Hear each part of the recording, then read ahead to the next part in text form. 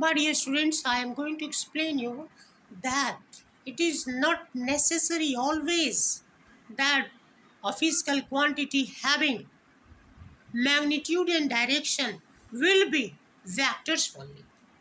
That means it is not always necessary. It can be, that means it may or may not.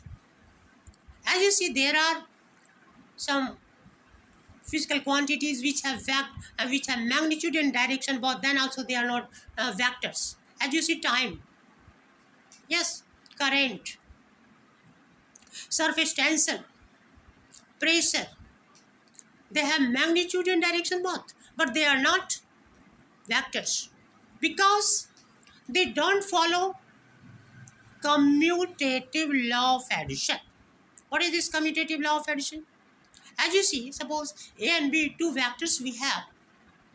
So if I write a vector plus b vector equals to b vector plus a vector, this is commutative law of addition.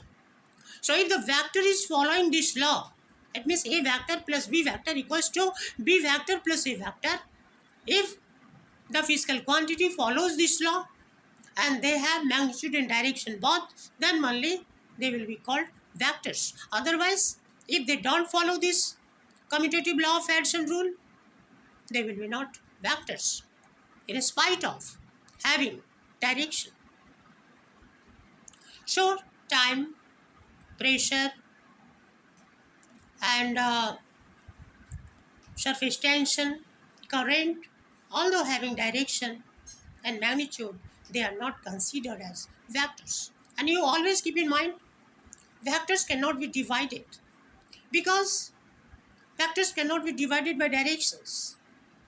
One vector cannot be divided by another vectors because vectors is not divisible by direction. Thank you. If you like, please share and subscribe.